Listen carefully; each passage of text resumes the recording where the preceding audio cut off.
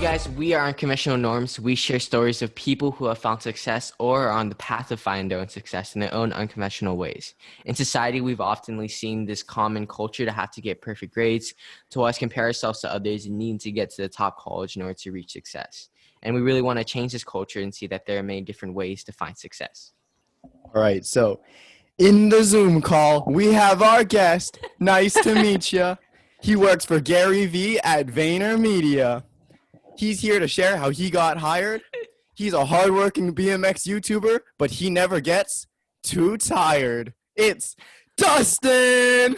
Dude, that is so true. I love That it. might have been the most cringe thing I've ever done. It was a good cringe.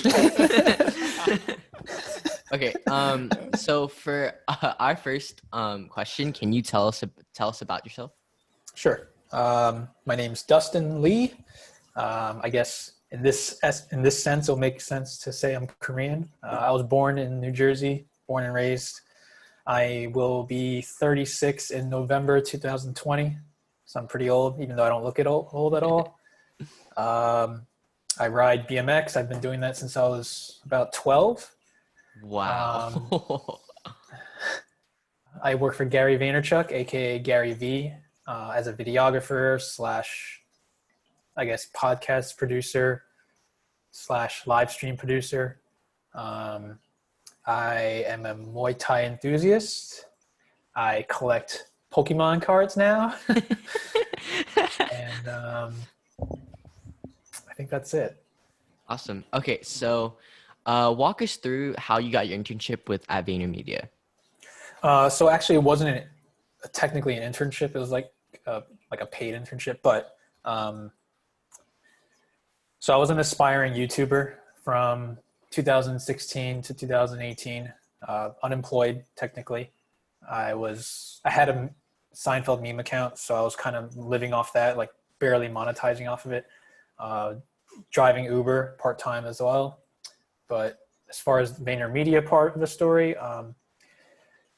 Gary put out a video in September 2017 called like looking for content creators, and basically just looking for videographers or designers or stuff like that.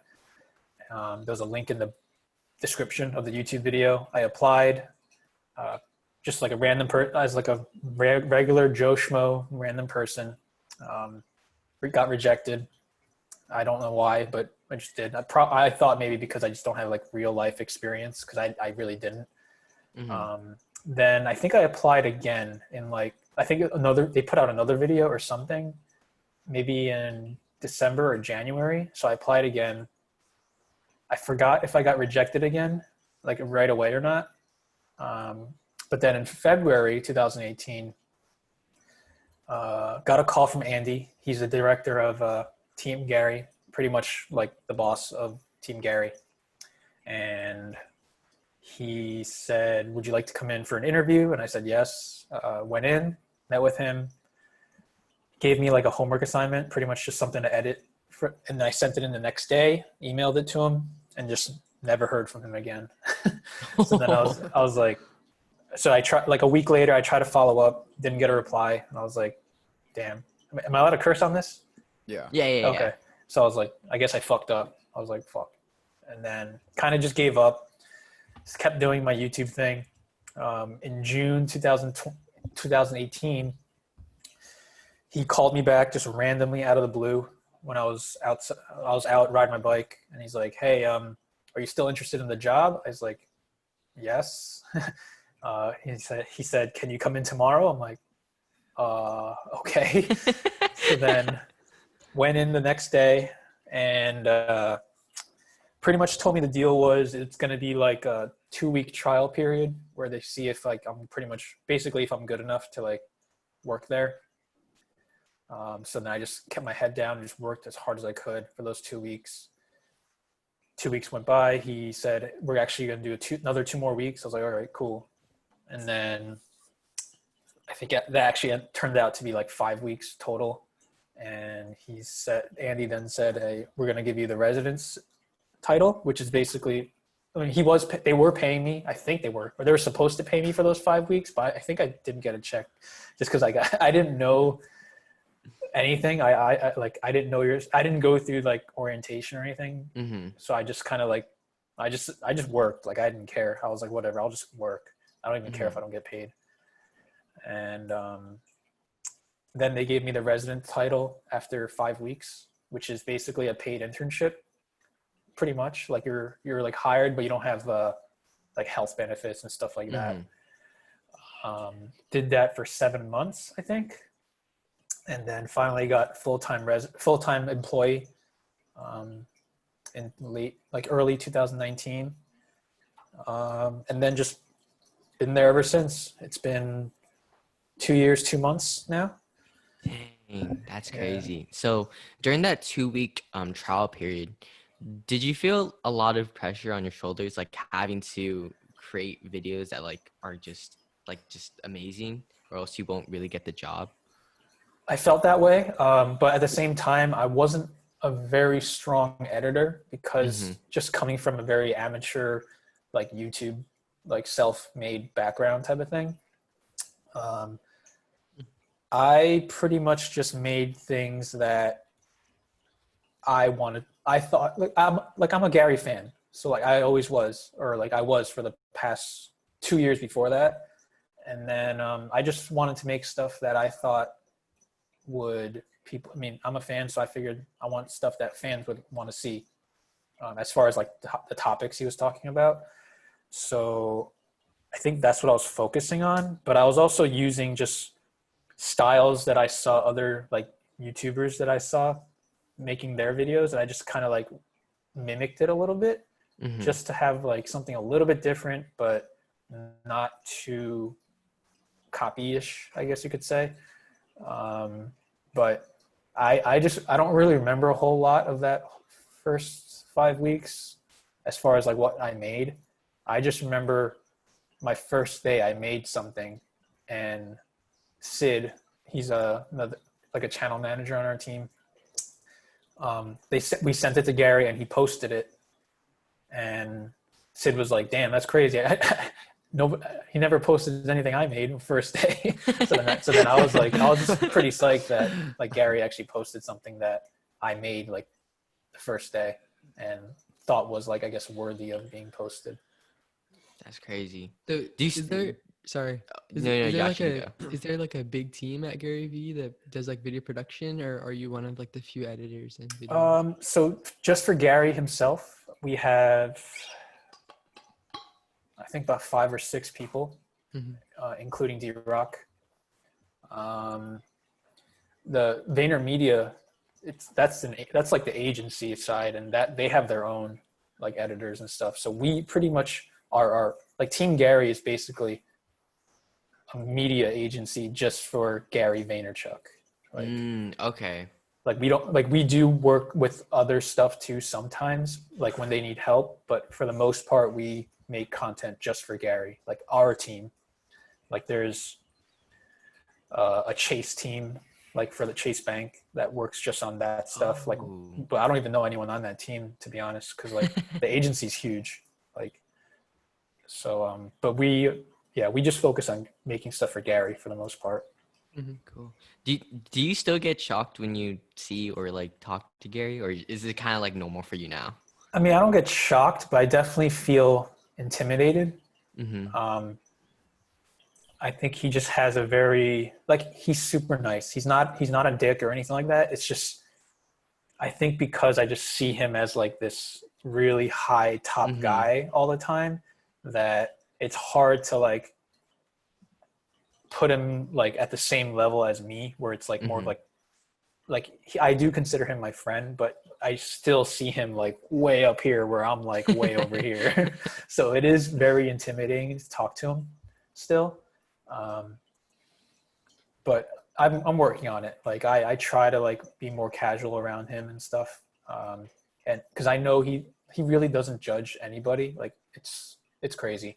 Like his mentality about everything.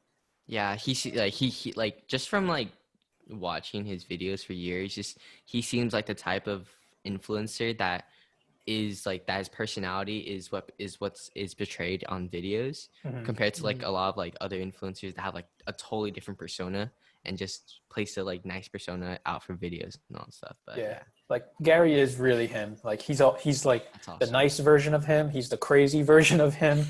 He's like the really super excited, loud version of him. He's all that. But yeah, he's definitely like, I don't think people see that polite side of him as much, or like they just choose not to see that for some reason. But he is like, he's really like one of the nicest people nicest human beings in the world, I'd say. I think okay. So for our next question is, what is your day-to-day routine working for him? So when there's a Tea with Gary Vee episode, the day before I set everything up as far as like on StreamYard.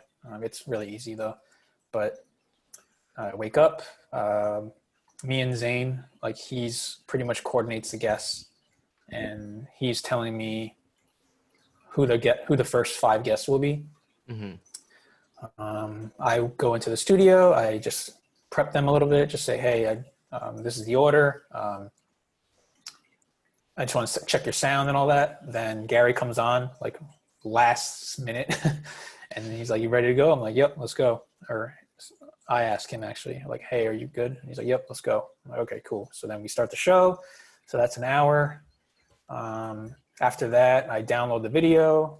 And then we start creating as far as like making stuff for Instagram. Like he likes to really be like put stuff out right away on Instagram, Facebook, LinkedIn, whatever, all that.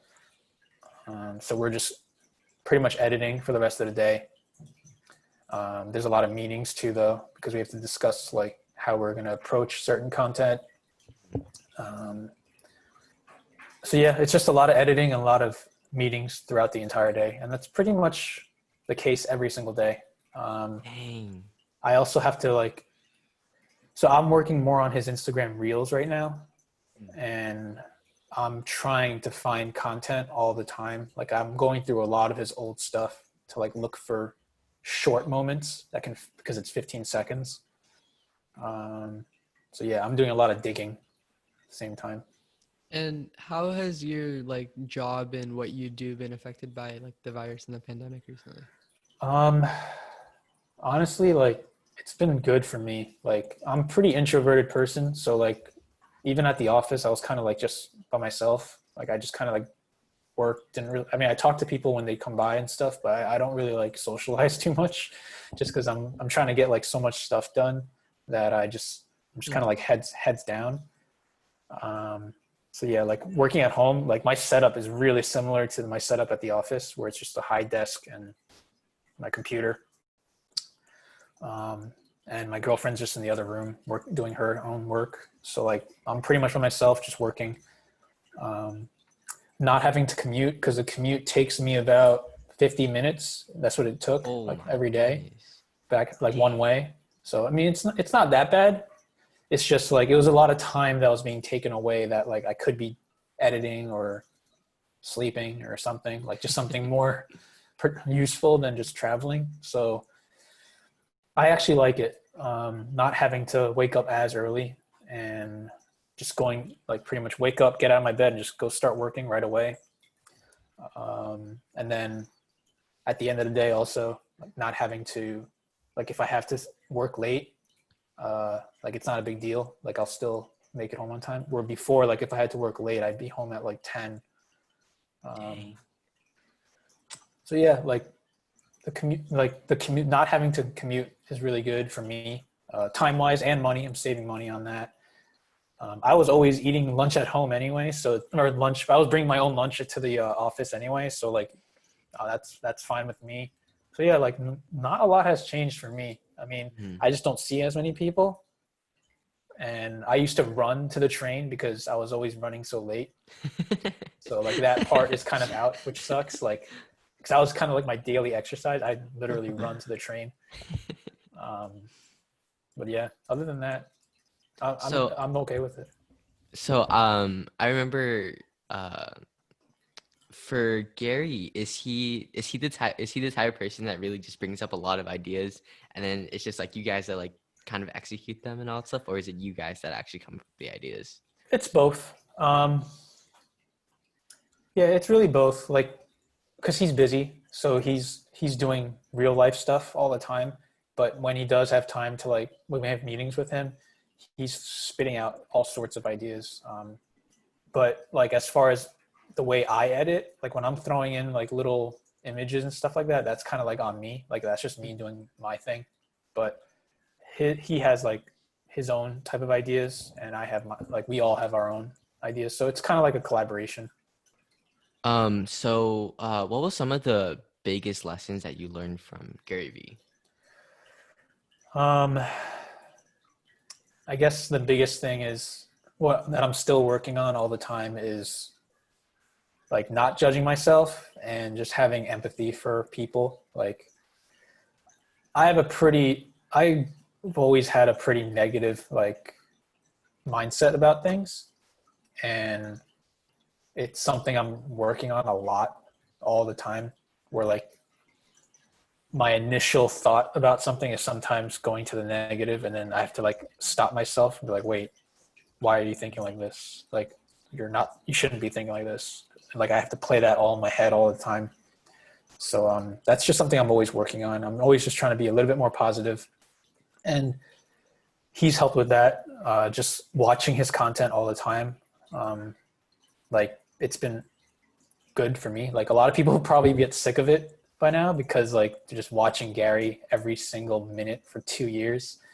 And I get it, but like for me, it's like really, it's just helping me all the time. So I'm not really getting sick of it. But yeah, just trying not to judge myself. Like I'm really hard on myself a lot of times. So if I like don't like finish something that on time, like I tried all the time to like meet my deadlines, and 90% of the time I do, but if I don't, like I get really like hard on myself. I'm like, fuck. And then, but I'm working on that to like not beat myself up so much. Like I think Gary knows that. And yeah, just having empathy for other people too. Like just some random person being a dick. Like I always try to like think, like why are they doing that? And it's probably I mean it's like when I first heard Gary say like, oh, it's because they're hurting inside, I'm like, man, that's bullshit. Like they're just an asshole. But like I'm seeing that side of it more now. Like I see why people like, especially because I am a better person now, where I don't do like I used to do that, where like I was just going to people and like hating on shit. And now that I don't do that, because it's because I'm happier, and it's just starting to make more sense for me, like why I was doing it before, because I wasn't happy. And I was just, I guess, jealous of people and like just hating on people for that reason, where I just don't care anymore. Like I become like an old man, like, like an old man that like walks out with like fucking like ugly ass shorts or something that just doesn't give a fuck. Like I'm kind of like that now. I'm just like, fuck it, I don't care. So like, that's kind of like the mindset I have. And because I'm happy, like I just don't care about like dumb things. And so that's making me kind of understand why people leave negative comments, because they're not happy. And like I thought it was just like a rah-rah thing that Gary would say, but it's true. Like I think there's something wrong with the person where they're hurting inside for whatever reason it is. And yeah, that's just something I've gotten better at, and he's taught me, like not directly, like I guess indirectly, just through his content. So, kind of going back to your personal issue of just judging yourself too hard and putting so much pressure on yourself. I think that's for our school, we go to like a very academically rigorous school with a lot of pressures in our environment to like academically succeed. And I think that it's a problem that so many of my peers have. And to be honest, I've dealt with it too. So, can you share us like some tips that you have developed over time, or you learned from Gary Vee, to kind of help you with your personal issue? I think for me, just seeing like a lot of bad things helps. That makes me really appreciate like what I have. And it's hard. I get it. Like I complain sometimes about the dumbest shit. Like, oh, like where the fuck's the fluoride free water? Like first world problems type of shit. And so like I understand. But yeah, I just seeing some of that stuff, like just how unfortunate some people have it, really helps me realize like just how lucky I am. Mm-hmm. And then like Chadwick Boseman died last night, and that really like hit me because he was so young, and I'm like I was just imagining being in his position, and like it just like really freaks me out, like just dying at such a young of an age. And I think people don't appreciate what they have. I think that's really the thing that people need to work on. Like even if you have barely anything, like there's people out there that have it way worse than you. And I know at the same time, but like at the same time, I understand everyone has their own problems, and like one person's problems is not the same as another person's problems. But that's kind of like just how I work with it in my head, where I look at people that have worse problems, and it just makes me appreciate what I have. Mm-hmm. Like that kind of gratitude and all stuff. Yeah, Definitely. like I could have so much worse. And I just think about like, damn, like I am lucky for what I have. Like I don't believe in luck a lot, but yeah, that's all I can really think about. Awesome. How do you manage things like stress or pressure? I think that one thing that Gary said always like really hit me is just 99% of things don't matter. And it's true. Like this edit doesn't really matter. What if I miss a deadline and I get fired? Okay, whatever. Like it's not the end of the world. I'll figure something out. Like that's how I always think, or I'm trying to always think now. Like at the same time, I'm not trying to be like complacent and lazy. Like I'm always trying to push myself. But if the worst case scenario does happen, it's just like, fuck it, whatever. It is what it is kind of thing. That's kind of like how I think about it. But like I said, I do put a lot of pressure on myself too. So I try to think of it more like a game.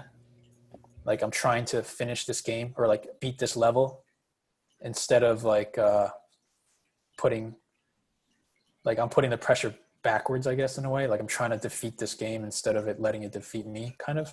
I guess that's kind of how I think about it sometimes. But yeah, I just always think about like what's really the worst that can happen. Like, because I know that I'm trying my best and my intent is good. So if that's not good enough for someone, whatever. Like it's not a big deal. I'll figure something else out. Mm-hmm. Yeah. I yeah, totally go for it. agree. I think that like just that idea of just like trying to figure out like what, like seriously asking yourself a question, like what is the worst thing that will come out from this micro loss? And I think that's like so many people like overlook that and like think, oh, how is that gonna help me and all that stuff. But it really does. Like you're just writing it down or even talking to yourself about it, it helps so much because it makes you realize like, hey, this is like what Gary said, like 99% of the problems, it doesn't really matter. It's not gonna affect me, and like I can just easily get out of this hole if I create myself. Yeah, totally. And I think that what goes along with that is you kind of being scared of messing up, not meeting the deadline or that kind of thing can next time, like it can make you not want to attempt something that you want to do. And like going forward, that might lead to you not like finding something you like or like finding a job or like that kind of thing. Do you think that mentality is something that like you've understood and that's gotten you where you are today? Not necessarily. That's more of a recent way I've been thinking. Mm-hmm. Like before, I was like thinking like everything, like this is the end of the world if I don't do something. Like I always thought that way, and I don't think that's healthy. But it is that balance, like I said, where like you have to keep going, keep pushing yourself to like do whatever you have to do, but also like not get too depressed and beat yourself up over something if you don't make it, like if you fail or whatever. How old is everybody here? We're all going to be seniors. We are in seniors. High school. Yeah. Oh, We are yes. seniors. Yeah, School started we are. already. Okay. Yeah. Yeah. Sorry. No, that's it's okay. Like We're I was 17, I like think all of us are. I remember being in high school, and yeah, like I would put that like pressure on myself. I wasn't super into like I wasn't trying to like get straight, I just knew I wasn't gonna get straight A's. Like I was trying like to like do good in class, obviously, because my parents. But I think me and my sister, when we grew up, we like really rebelled against everything our parents wanted us to do. Like they were very the cliche Asian parents, not very, but like they wanted us to be doctors, lawyers, blah blah blah, and they try to like force us to go to like Kumon and fucking like those SAT courses and shit like that. We're just like, man, fuck this. But we went, like they paid for it, and then we would just be like slowly be like, no, we're not going anymore. And then they'd be like, what the fuck? And then like I understand like they were trying to do the best for us, but it just wasn't in us. I think that I knew I wasn't going to be a lawyer. Like I was just like, I'm not smart enough for this shit. Like I'm too fucking dumb. Like it's not happening. And that was always a thing that kind of sucked between me and my parents. Like they weren't very supportive of the things that I wanted to do. Like I remember when I was like 14, I was trying to edit videos, like BMX videos on like just using VCR or like Windows Movie Maker or some shit like that. And I just didn't think at the time that it was a possibility to be a career. So I kind of gave up on that. But even up like just, I also wanted to be like a pro BMX rider when I was in high school, and my parents didn't support it. And I understand they wanted me to do better things, but it's just the fact that I think happiness wasn't part of that. And everything worked out how it worked out, so I'm fine with it. But it is just something that I would push people to like do what makes you happy instead of like what people are trying to make you do. And they're coming even though they're coming with good intentions, and I understand that. It's just like Gary says, you can't teach a penguin to be a giraffe or something like that. Like it's just not gonna happen. And it's the same thing if the other way, like let's say I wanted to be a doctor, but my parents were like, no, I want you to be a pro skateboarder. It's like, what the fuck? Like I don't know how to skateboard. Like it's the same thing. Like so it's like, why can't people should just do what they think they're the best at or what makes them happy and they're good at. But yeah, as far as you guys are in high school and stuff, that shit doesn't matter. I don't even have my high school diploma. I fucking lost that shit. And I went to a pretty good high school. Like it was a public high school, but my town was pretty well known for like a good high school. And that shit didn't mean anything. Like, even my college diploma, like I went to Rutgers University, which is a New Jersey state school, like pretty reputable, like decent. I graduated with a criminal justice degree. Like, so I wanted to be a cop. Like that was kind of like a thing that I thought about because I look so young. I thought I could be an undercover detective. That's really like my mentality. Oh my goodness. And 21 Jump Street kind of. yeah, thing. exactly. And I was like, okay, maybe I can become a cop. But then just things change. So it's like things are going to change too. Like, so don't put so much pressure on yourself. Like try, like figure out what you want to do, try. And if you want to change your mind, you're like, oh, actually, I don't want to be a lawyer anymore. Like, it's just not for me. I think that's fine. Like, who cares if you wasted 6 years? I wasted 12 years doing fucking nothing. So and look where I am now. Like, I'm not saying like I'm fucking the shit or anything, but like, I'm very happy where I am. And like, it's just crazy to me that like I was thinking of working for Gary, like when I was in 2016 and I was doing the YouTube thing, I was like, okay, maybe in 10 years, I'll work for Gary one day.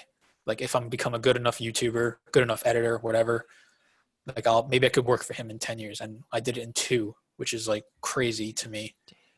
And just having that like mentality that you have a lot of time. Like, yeah, things can happen, but for the most part, you have a lot of time and you can fuck up for the next 10 years, just do nothing and then just bounce back, like really bounce back. You know, I got to fucking get my shit together. If you have the right mentality, I think you'll be fine. Like you'll be fine, like really good. At least you'll have like all that experience in your 20s and stuff like that, where like you just did stuff, like you hooked up with all those chicks or fucking went to fucking Alaska for fun or went to Iceland. Like you have those memories, but you're not gonna Gary says, like you're not gonna remember like taking that test and being like, yeah, I fucking did it. Like you're not gonna give a shit about that in like 10 years. So don't put so much pressure on yourself. I think I understand trying to like please your parents that were very like helpful and like got you through where you are and like gave you all the benefits. And if they're like loving parents, I get it too. Like you want to make them happy. But I think there is that like, if you don't have that and if you never discuss that, I think that's something, if you can discuss with your parents, you should. Like I couldn't because there was a little bit of a language barrier. My Korean isn't very good. And it was just tough to like have that conversation with my parents. But I just did it through actions, I guess, by quitting my job, by being a bum, living at my parents' house when I was like 31. But I just didn't care. I was like, I thought like, this is what I have to do. Like, I just have to do this because otherwise I'm going to regret it. And yeah, so that's just my advice for you guys, I guess. Just try your best, but also figure out if you really enjoy it or not, or whatever you're doing. Mm-hmm.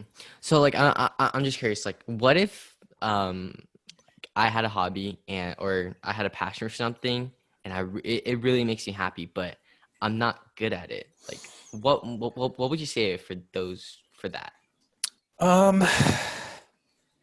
I think personally, keep trying. Well, you have to look at how long you've been trying it. If you've been trying for 6 months and you're not good at it, I don't think that's a long enough time to like really determine if you're not good at it or not. And it depends what it is.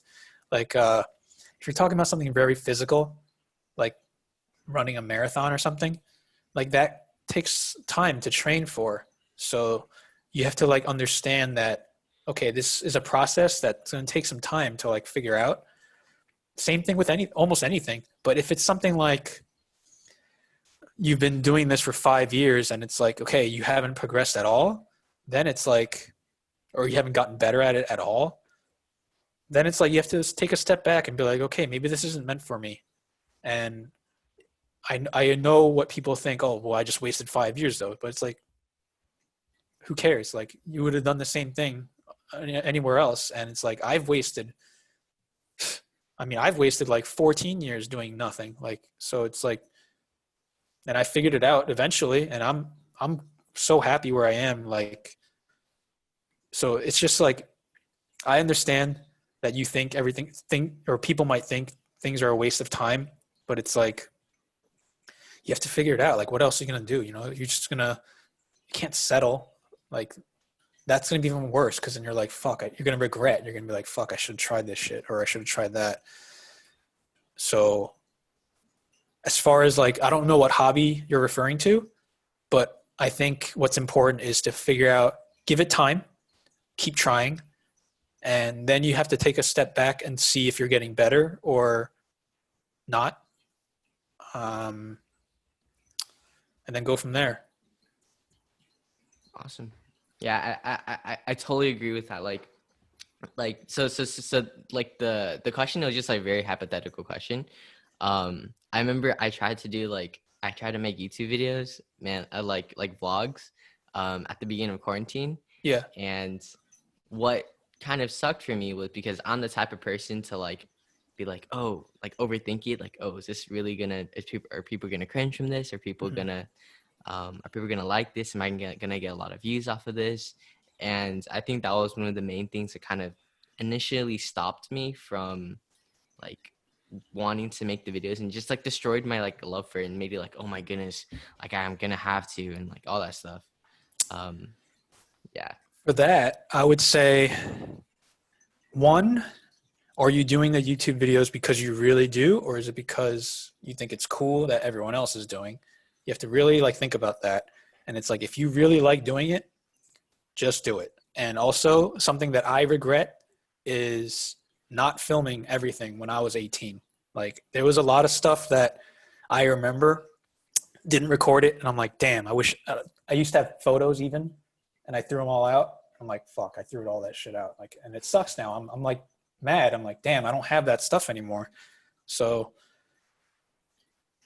I'd say, even if you're not happy with whatever you have, just do it anyway. You could always put it on private.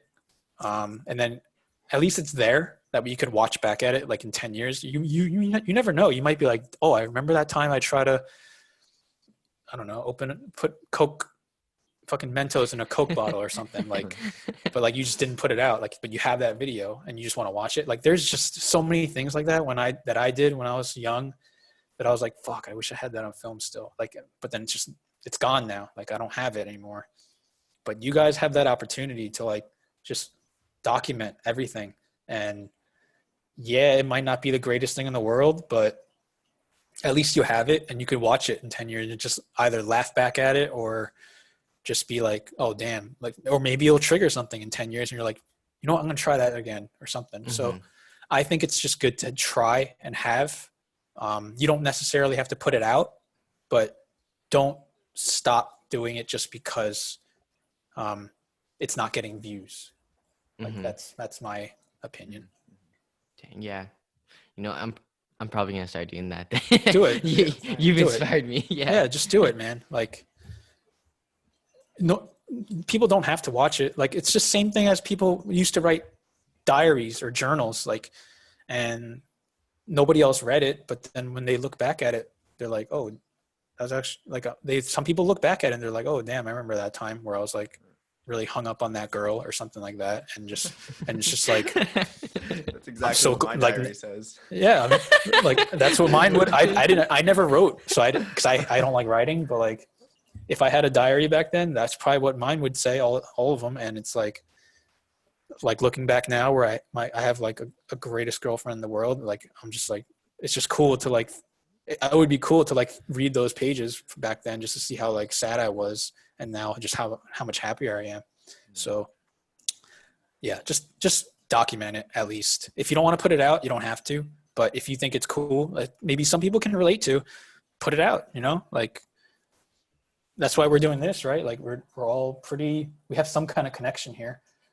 And I think people can relate to things more than you realize. And I'm starting to see that too, even with my own stuff, where like, I just think people, like, I always think, oh, I'm probably the only person that thinks like this. But then I post something on Twitter and people are like, yeah, that happens to me too, or some shit like that. And it's like, okay, there's actually people like that think the same way I do. So don't let the cringe discourage you, because you never know. Definitely. So I'm just wondering, so like with this job for VaynerMedia, do you plan on like kind of expanding, like making your own company, or just kind of just staying with this for the rest of your life? For now, I mean, things can always change, so I don't know. But as far as now, I'm pretty sure I'm staying with Gary forever. Like, I had this like vision, like, when he does buy the New York Jets, and I really think I really do think he's gonna pull it off, because Dang. just seeing like everything that he's done in the past 10 years, and it's like, what else? I mean, he could do so much more the next 10 and 20. So I really think he's gonna do it, and I just want to be there when he says we fucking did it, and I want to be like, I'm gonna be like, holy shit. Like, and then How just long? like, Wait, how long has he been like kind of saying it? I know, since he was like 10. bro. That's so crazy. Yeah. How much does it cost to buy the New York Jets? I don't know. I think it's like 8 billion or something like that, or Oh 4 my billion. I forget. goodness It's a lot of gracious. money though. Wow. Oh Dang. Yeah, like, but whenever he talks about it in his videos, I'm always like, wait, yeah, I feel like he might actually do it. Like, I think he will. As long as like the timing works out, I think he will. I just have a feeling that he's going to pull it off. Unless he just doesn't want to anymore, which could happen. But I think he will. awesome. I think like another thing is, I don't know if he does this a lot, but I see like sometimes you get like a little bit of like criticism from Gary, and like he's the type of person. I'm not sure if this is right, but I feel like he's the type of person to like be super blunt with it. I'm not sure if that's like always correct. And like, how do you like? I know for me, like I cannot like I'm struggling because I'm very like I'm a really softy, and I struggle with like self like criticism from other people. So like, what could you say like in terms of that? I try my best to not take it personal. It depends on the feedback and depends on the person. Gary, I mean, I understand it's his account, like we're making stuff for, so it makes sense. Even if I don't agree with something that like he wants to change, at the end, it's his account. So I can't be like, no, man, we have to do it this way. Cause it's like, it's not my account, it's his account. So, and it's his personal brand. So he is our client in a way. And that's how I think about it. So it's like the client is right and it has to be his way. Like it can't be my way. But then as far as like other types of criticism, like if within our team, like let's say I show something to another videographer and then just to get their opinion. It depends like on the criticism, but I usually take it okay because as long as it's constructive, if it's just like, no, this sucks. It's like, then I get mad because it's like, how is that fucking helping me? Like that doesn't help. But if someone's like, oh, you should change this because it'll make this like let's say, oh, you should make the video a little bit bigger. That way they can see more of it. I'm like, okay, that makes sense. So then that type of stuff, that's why I think two things about criticism. If you're giving the criticism, try to give criticism that will actually help the person and try to give another solution to it instead of just complaining about it. If you're receiving the criticism, think about who's giving it to you as far as like, does this person even know what the fuck they're talking about? Because if they don't, it's like, all right, fuck that person. They don't even know what they're talking about. So it's like screw that. Like, I'm not going to listen to them. But if they really do know what they're talking about, it's like try to follow up with like a follow-up question. Like, okay, what do you think will make it better? And then if they give feedback, be like, okay, cool. But then and if you don't agree with it still, you could always be like, what? But then I think this or something. Like, let's say someone's like, oh, I want to make this background green. But it's like, oh, but the way if I come back with like, oh, but the platform, the green's already like that. So it's like, it's going to look weird. And then they might be like, oh, okay, yeah, maybe you're right there. So I think there's communication is a big thing for that. But yeah, just think about who's giving it to you. If someone just says it sucks, it's like, that doesn't help and that's not useful. So it's like, just try not to take it personally. That's what I always try to do. But yeah, as far as your question as like from Gary, like I said, he is the client, so he gets to say whatever he wants. And I mean, he is my client. He's the customer. Customer's right. So I got to do what he says. And if what I try to think about is if it tanks, like if it does terrible, like whatever that change was, it's on him. It's not on me. It's like, okay, you wanted to change it. So it's like, it's on you. Like I told you. So, but I mean, that's rare. But yeah, that's kind of how I deal with it. Like if he wants to change, that's fine. It's your account. We can do whatever you want. But I will also come back. If I do feel strongly about something, I will come back with something. But most of the time I'm just like, hey, maybe I'm also very open to like experimenting. So like I don't know what the fuck I'm doing. Like I don't know. I don't have any say. Like I'm not right all the time.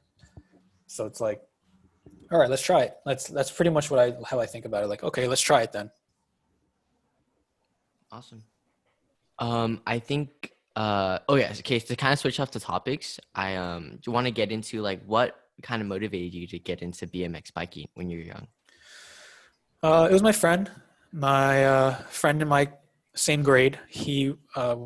We were in 6th grade, and 5th grade first we've bought BMX bikes. Our parents bought them, and then 6th grade I remember seeing him going to like these little jumps that we had near the school, elementary school actually, not high school. And I saw him do a jump, and then I was like, all right, I'm gonna try it.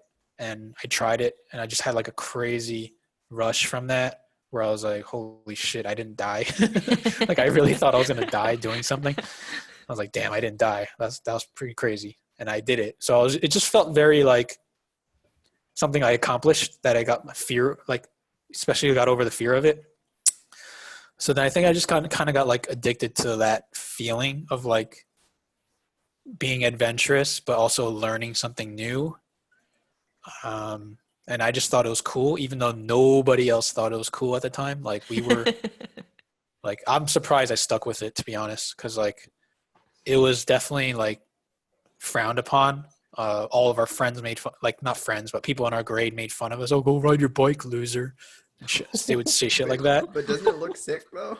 To you now, but like back then people didn't think so. They just thought we were riding around little kids' bikes. So it was like, and I get it, but it's just like, I'm surprised. I can't believe I stuck with it. Like, I don't know how or why, but I guess I just loved it so much, thinking it was cool. And I tried skateboarding, and I realized, I can't do this shit. This shit sucks. Really? I'm just terrible at it. I couldn't do anything. Like I couldn't figure it out, and I'm like, fuck this. And I'm just gonna stick with bikes. Like that's just better what I was better at. So that's a good example also of like self-awareness, I guess.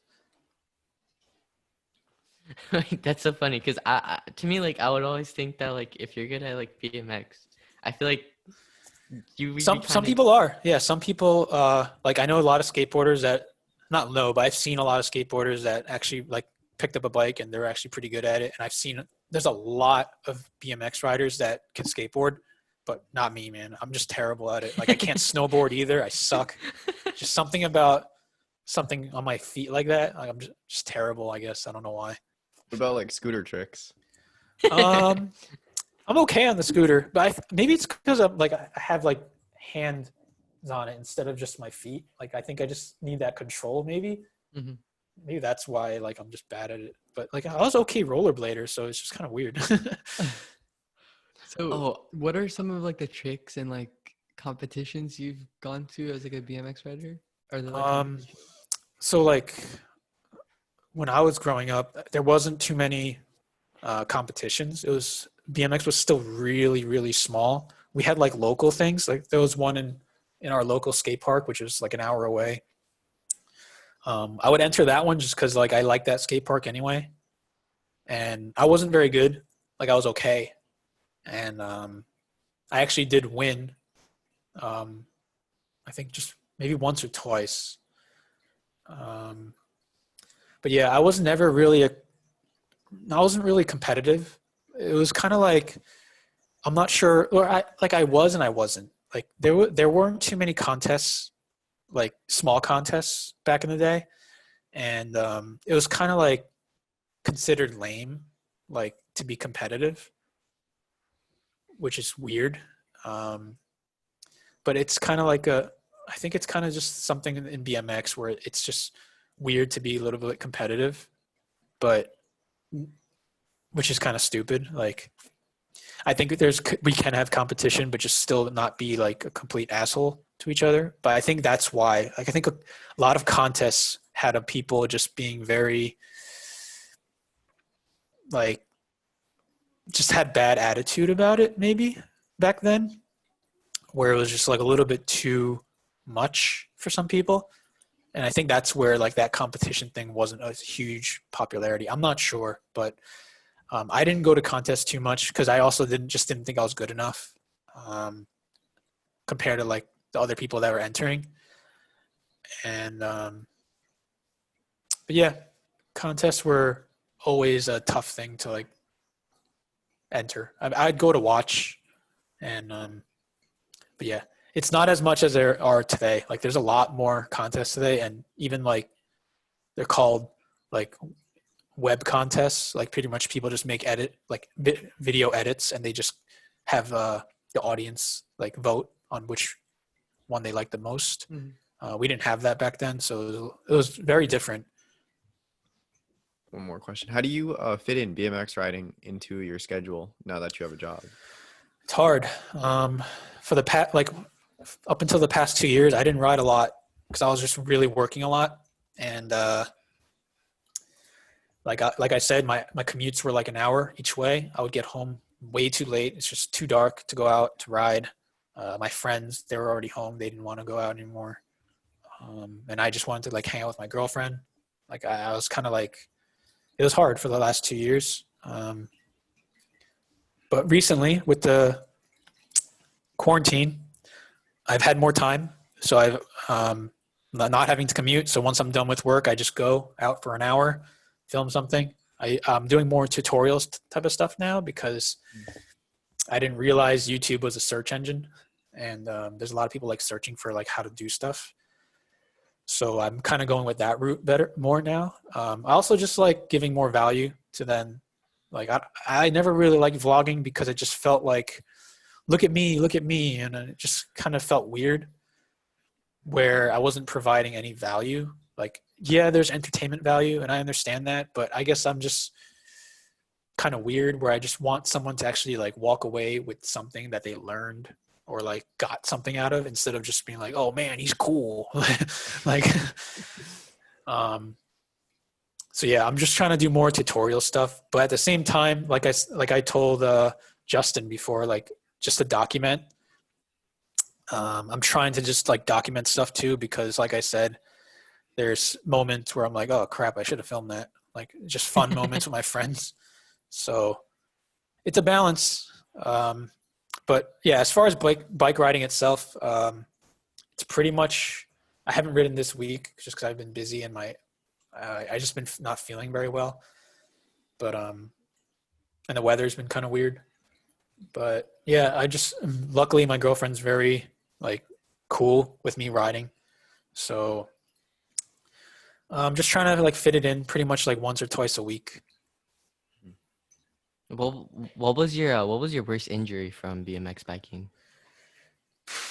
Like it's dumb injuries, like really dumb injuries, like things that weren't even like, I wasn't trying to do anything crazy. The worst was my teeth. These are all fake. Dumb story. I was riding just down the street. I crossed the street while I was riding. Some guy in a plumbing truck said, "Get the fuck out of the road, like shithead," or something like that. So then I look back and like, fuck you. And then I wasn't looking forward. And then there was a van that stopped at a red light in front of me.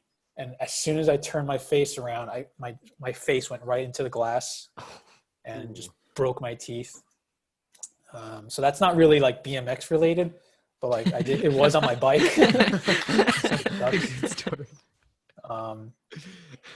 And then, well, before that though, I was trying to, this was, I guess, my first worst one. I was trying to do a trick on a rail, like a dumb trick. It was a stupid rail, not even worthy of like anything. Like it was really dumb, but my friend just happened to be filming it, luckily. And I missed, my hands fell like underneath my body and I just couldn't put my hands out to like catch myself and just went straight into the sidewalk. And you can't really see it, but like this got all cut up And the funny thing is, like, when I got up, I'm like, oh shit, did I break my teeth? Because that was like always been like one of my biggest fears. And then my friend filming, he's like, no, but your face is kind of fucked up. I'm like, really? Like I didn't, it didn't feel like anything happened. So I was like, really? And then he kept filming, and then we played back the video. I'm like, oh fuck. And I'm like, fuck, my mom's gonna kill me. So that's like my initial thought, of course. Like I wasn't hurt. Like I was just like afraid of what my parents were gonna say. What did your parents end up saying when they saw you? They were pissed, and they're like, what the fuck? And then they brought me to the hospital, of course, and they were just pissed because I think I didn't have insurance at the time.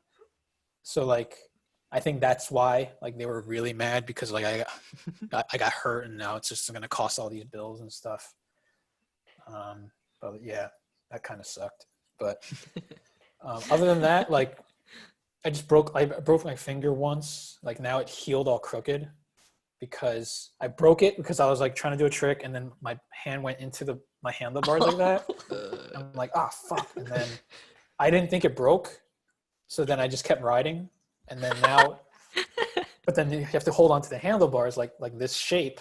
So then it just healed like that because I just kept riding on it. And then, so yeah, that's just one other thing. Other than that, it's just little things like cuts and scrapes. But luckily, no major bones broken besides my teeth. Yeah, you seem like the type of guy that, like, if you were to break something, you'd be like, oh, okay. It's just like a normal thing. Pretty much. I mean, it hurts, but I'm just like, fuck, like whatever. Yeah. Okay, so Dustin, thank you so much for coming on. It's 10 o'clock, and we want to be respectful of your time. So Thanks. thank you for everything you shared so far. And I want to ask you one last question. So if there's one piece of advice you could give someone listening right now, what would that be? Seeing with your age group, like I would say really enjoy the next 10 years of your life. Like don't put so much pressure on yourself. I see a lot of like, and I understand because I lived through it too. When I was 22, I thought, oh my God, I have to like figure my life out now. Even at 18, like, oh my God, I have to go to college, like, or else I'm going to become a bum and my parents are going to disown me. Like that's how I felt too. And it's just bullshit. It's all fucking bullshit. Like but at the same time, I don't want you to become like a fucking crazy drug addict and just like do nothing with your life, but really enjoy these years. Like just have fun, get experiences, make friends, really make friends. Like don't think you're better than anyone. Make a lot of friends. I think that's one thing that I really didn't do very well.